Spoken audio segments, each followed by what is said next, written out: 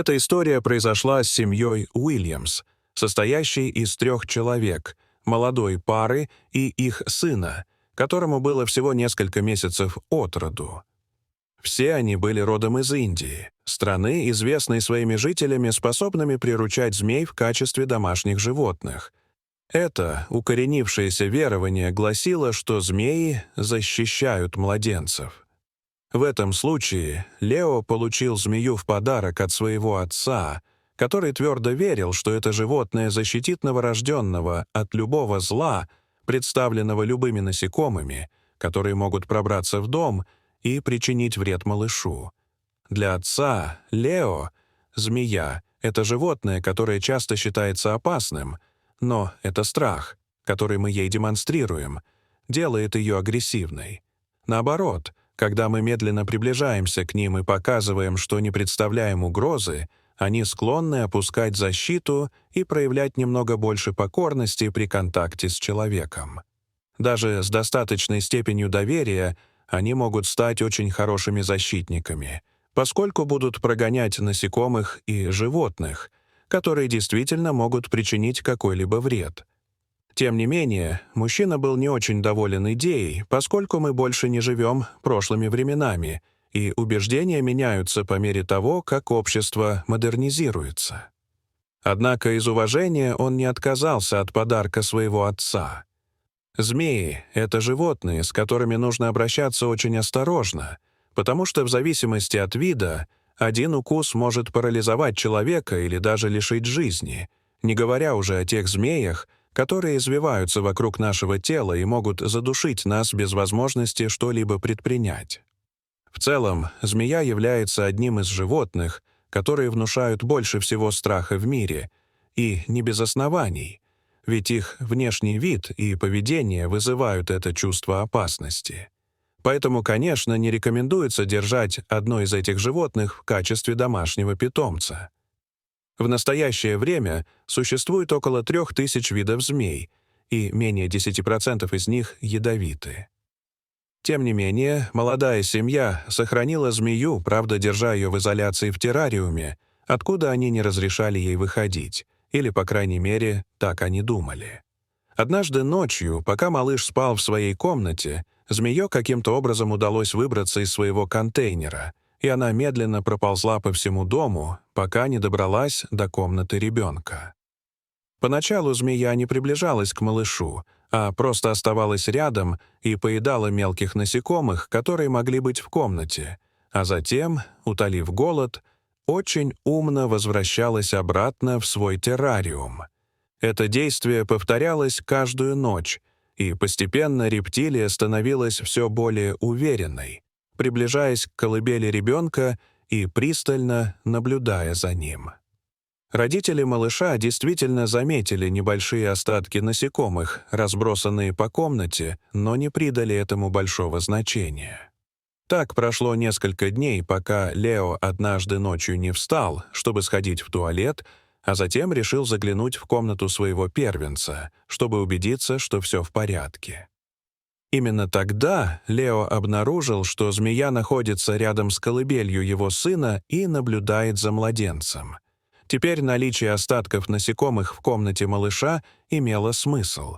Хотя животное не причинило никакого вреда, молодой отец пришел в ужас и сразу же вытащил змею из колыбели и снова запер ее в контейнере, убедившись, что она никак не сможет выбраться. В ту ночь мужчина взял ребенка и отнес к себе в спальню, объяснив жене произошедшее. Они решили, что утром вернут змею обратно, и так они и сделали. На следующее утро Лео отнес животное обратно своему отцу, потому что не мог подвергать жизнь своего сына риску из-за каких-то убеждений. Отец мужчины протестовал, сказав сыну, что именно для этого он и подарил ему эту змею, чтобы она охраняла его сына всю ночь, и, конечно, не принял, когда тот хотел вернуть змею. Лео, не очень убежденный, решил проконсультироваться со специалистом по змеям, который мог бы объяснить это поведение. Как только мужчина объяснил эксперту, что происходит с этим животным, эксперт очень терпеливо объяснил Лео, что на самом деле происходит. Змея на самом деле не причинила вреда ребенку, потому что еще не была готова к атаке.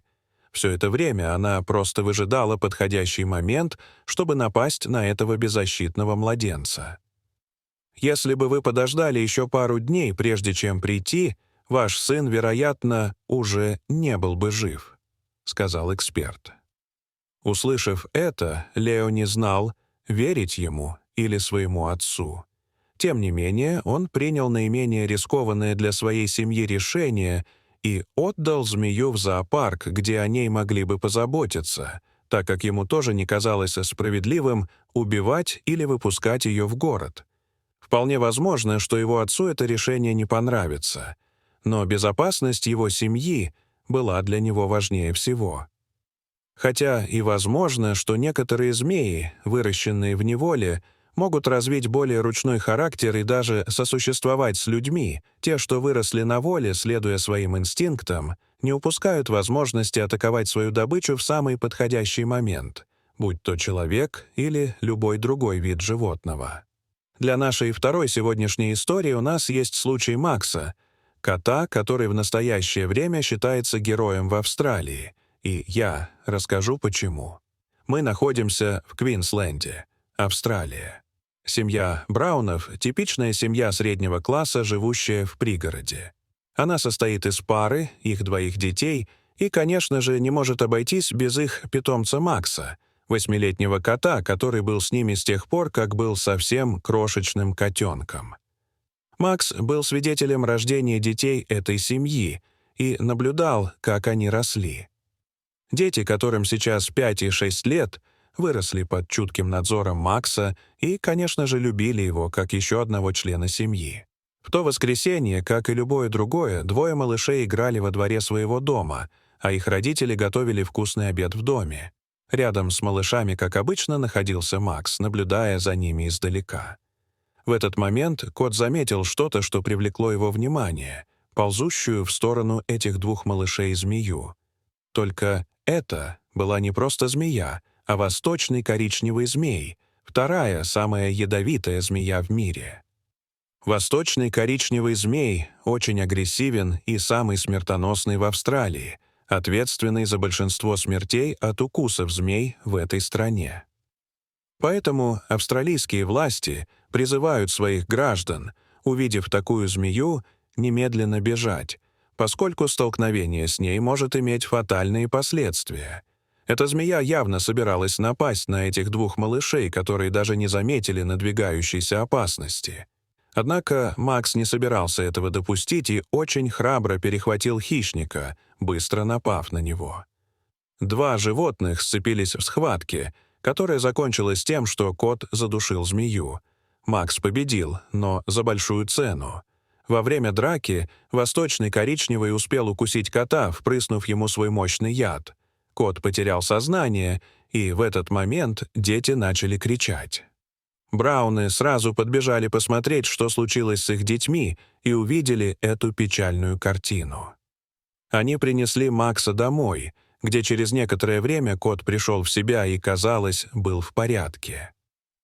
В ту ночь семья отпраздновала героизм кота и приготовила ему вкусный ужин, но, к сожалению, на следующее утро хозяева нашли его сломленным, неспособным двигаться. Все еще полные надежды, они отвезли кота в ветеринарную клинику, но было уже поздно.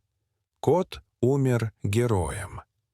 В заключении объяснялось, что симптомы Макса были слишком тяжелыми, чтобы оправиться, поэтому животное в конечном итоге умерло.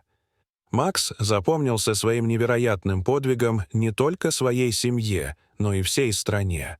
Благодаря ему эти двое детей остались в живых. Дорогие зрители, что вы думаете об истории Макса? И как бы поступили на месте Лео? Оставили бы змею в доме, как советовал его отец? Расскажите, пожалуйста, в комментариях. А если вам понравилось это видео, то ставьте лайк и подписывайтесь на наш канал. До свидания.